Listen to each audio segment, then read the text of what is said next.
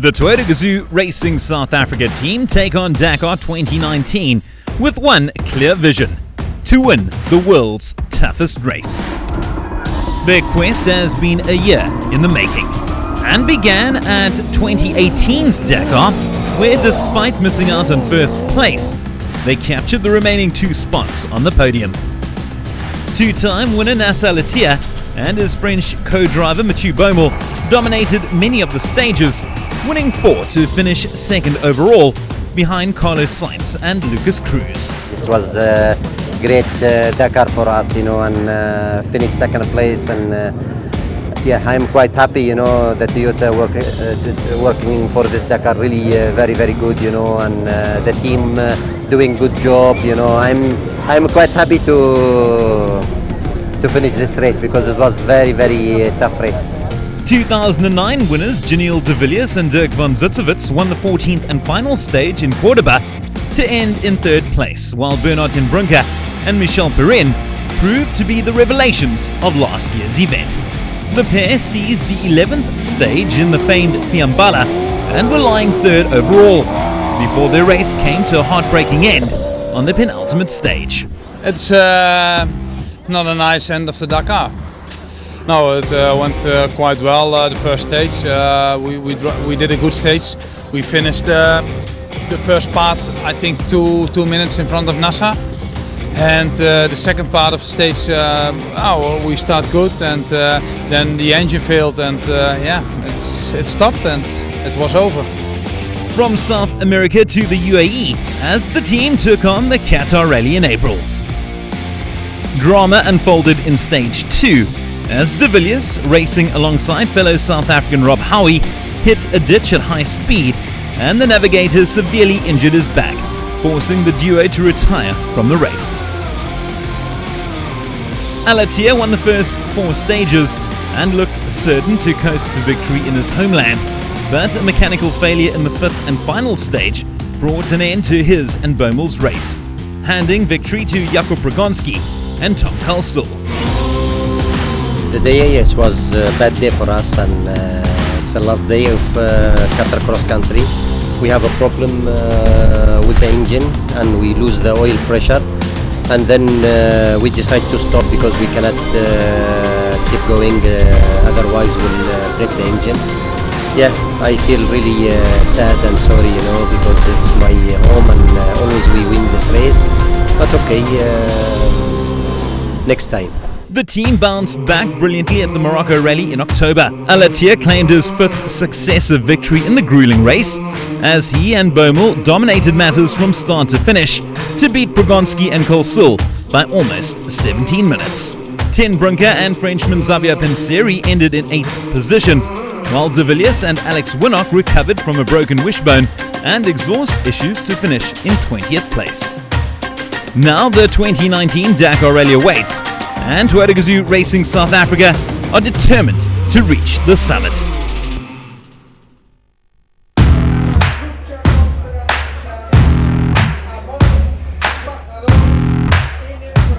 The team arrived in Peru at the start of the new year to a hero's welcome, and it was clear that Glenn Hall and his troops were among the heavy favourites to conquer the land of the Incas.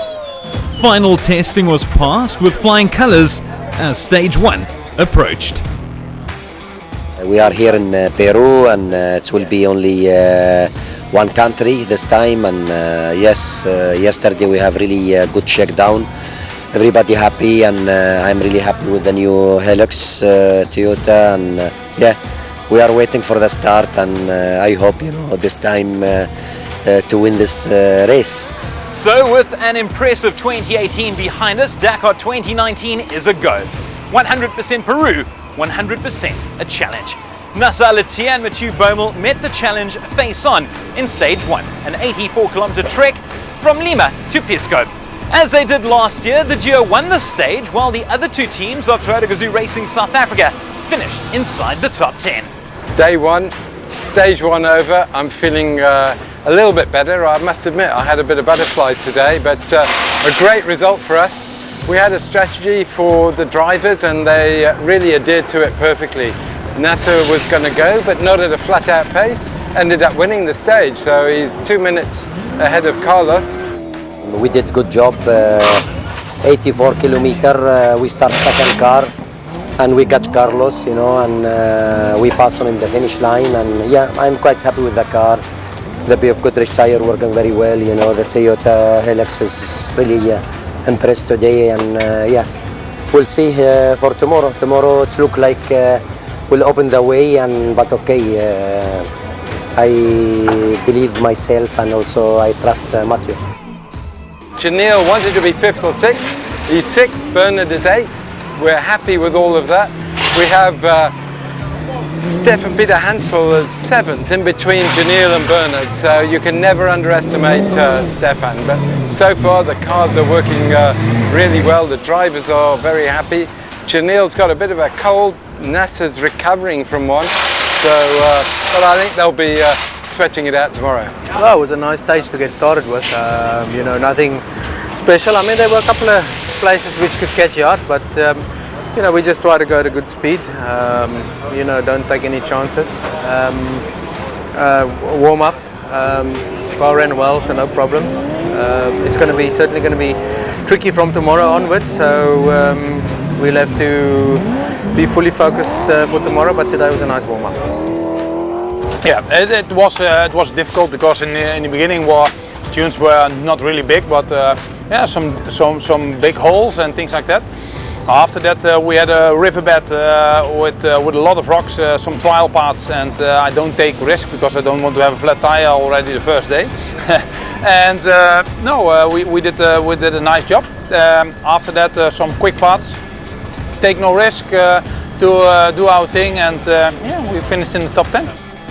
With the Toyota Hilux impressing during shakedown, much was expected from the 3 vehicles, and they didn't disappoint. The Toyota is good, he gives everything what we want, and power is okay, the steering feels good, the suspension is good, no problems at all. The car feels very good, and it feels easy to drive in the sand and the dunes, so I'm very happy with the performance of the Hilux, so no problems there. We just need to stay focused in the next 9 days, because that's where the real stuff's going to start. With Alatia and Bommel topping the timesheets, the result is somewhat bittersweet for Toyota Gazoo Racing South Africa, as they'll now have to open the road in stage 2, a 342-kilometer journey from Pisco to San Juan de Marcona. Well, the cars are going to be opening stage 2, so that's going to be very difficult for the car running in the front. Because there'll be no lines, the bikes won't be there, so that'll be interesting. I think it's going to be a difficult stage. It's 350 k's or so. Last year stage 2 was very difficult, and it's in the same area, so I expect it to be quite tricky as well. And for sure will be not easy, and we already know that tomorrow we will lose some times. But maybe strategy will be to wait the second car behind us and maybe make the road together. You will play with 2, 3, 4, maybe 5 minutes, and we need to manage this until the end, not to lose too much. We're starting at 10 to 6 in the morning, 5:50, first car away, so the light won't be absolutely perfect at that time of day, but nobody better than Nasser to do it. But of course, there's 2 issues with opening the road. One is finding the route, finding your actual way, there's no tracks.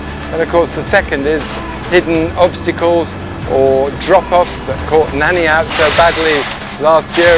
Janelle and Bernard, I would say, are probably ideally placed. Having said all of that, stage 3 is extremely difficult as well. So anybody who wins tomorrow's stage will have to open on stage 3. But somebody's got to open the road, and we're leading the Dakar. That's good.